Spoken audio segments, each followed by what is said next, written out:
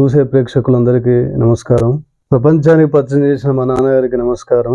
ఈ వీడియో చేసే ముఖ్య ఉద్దేశం ఏంటంటే, స్వాతంత్రం సిద్ధించే రోజులలో మా నాన్నగారు పుట్టిన సందర్భం.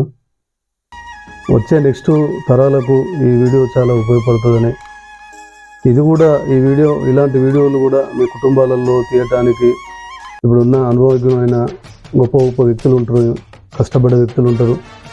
పూర్తివంతంగా తీయడానికి, స్ఫూర్తివంతంగా మిగతా వచ్చే తరానికి కావడానికి, ముఖ్యంగా యూట్యూబ్ ప్రేక్షకులకు ఇది తరతరాలుగా నిలిచిపోయే సందర్భం.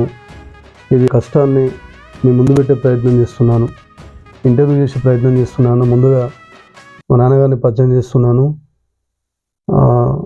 చెట్టబైన రామస్వామి. చెప్పే ముందు మీ అమ్మ నాన్న పేరు? మా నాన్న చెట్టబైన నరసింహ,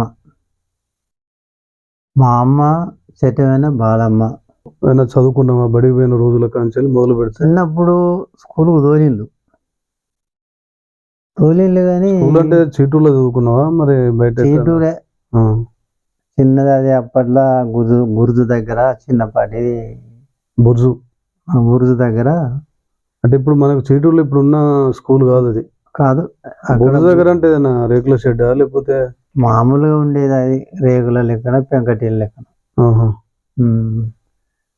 ఎలా చదివిపిస్తే పోయినా అంటే సుమారు ఎన్ని రోజులు పోయినావు?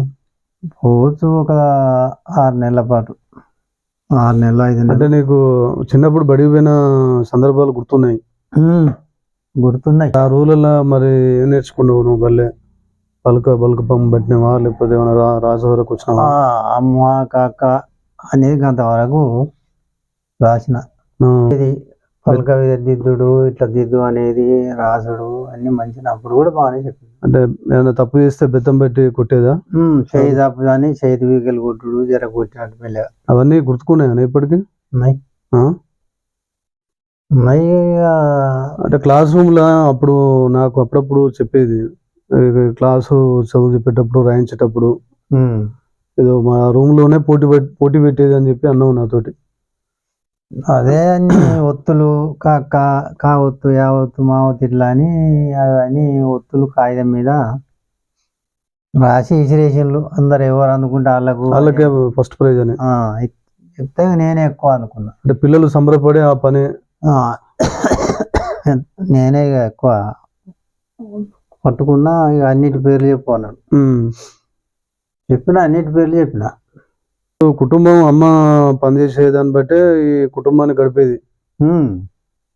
ఎందుకంటే ఇప్పుడు తోడబుట్టిన వాళ్ళు ఎంతమంది? 4 ఆడవాళ్ళు, 2 మగవాళ్ళు, 2 అన్నదమ్ములు. అందరిలో నువ్వే చిన్న. ఇప్పుడు నేను పుట్టక ముందు 3 పెళ్ళిళ్ళైనాయి అక్కలై. వాళ్ళు ఎటు చేసిండ్రు ఏం కథనో ఇక మనకు తెలియదు. కానీ ఇక నేను పుట్టిన తర్వాత మా చిన్నక్కది పెళ్లి అయినట్టుగా నాకు సరిగా గుర్తుకోలేదు. అంటే ఇప్పుడు ఇంట్లోకు మనకు అంటే ఇన్కమ్ సోర్స్ డబ్బులు వచ్చే రాబడి ఎట్లా ఆ రోజులలో? డబ్బులు అమ్మతోటేనా?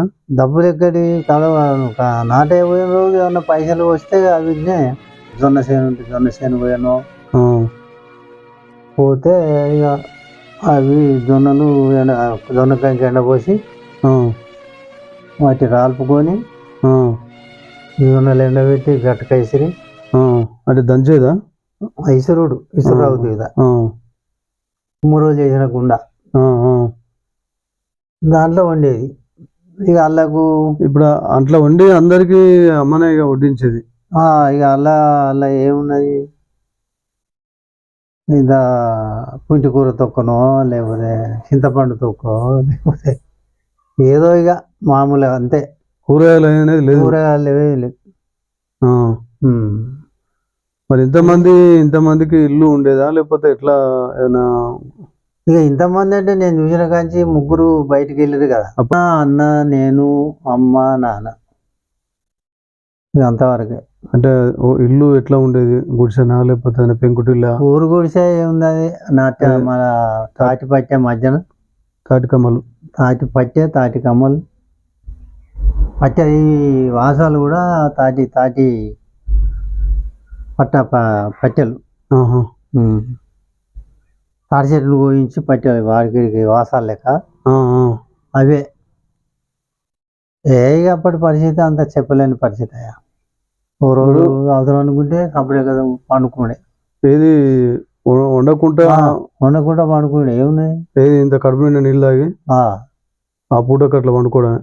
ఒకరోజు నేను ఆకలి ఆకలి అని 4 గంటలకు అమ్మ నాకు బాగా ఆకలి అవుతుందంటే గట్టుకొనినా అయిపోయింది. దాంట్లో మాట చెక్క లెక్క ఉన్నది. నీళ్లు పోసిన చూడిపో బిడ్డ తినబుద్ధి అయితే తిను అని చూస్తే పోయేవారికి అరిసె ఎలుపు ఉన్నది. ఇట్లా అంటే వచ్చింది రుచి. దాంట్లో విసుకొని ఉప్పు వేసుకొని మాడిపోయిన గట్టుకొక్కలు అది ఒక అమృతం లెక్క ఆగిపడేసిన ఆ రోజులలో. అంటే 4 గంటల రాత్రి కూడా నువ్వు ఆకలిని అనుభవించినావు. అంటే తిండి తినని రోజులు కూడా గడిపినా మరి ఏం చేస్తాం. ఇప్పుడు నువ్వే తినని రోజులు గడిపినావు అంటే మరి అమ్మ తాత పరిస్థితి ఏంది ఆ రోజులలో? అంటే ముద్దుగా నిన్ను అమ్మ ఏమని పిలిచేదా? ముద్దుగా రాములు అనేది రామస్వామి కానీ రాములు అని రావన్నా కనబడకపోతే పానం ఇట్లా అల్లాడేదా ఇట్లా? మా నాన్న కంటే మా నాన్నకు ఇంకా ఎక్కువ ప్రేమ. అందుకే నా పేరు పెట్టినావా నరసింహులని? మా నాయన జ్ఞాపకం ఉండాలి కదా అని పెట్టిన. అప్పుడప్పుడు మా నాయన నా మీద తిక్కలేని ప్రేమ. అది కష్టం చేయకుండా కానీ ప్రేమ మాత్రం అతికే ప్రేమ ఉండే.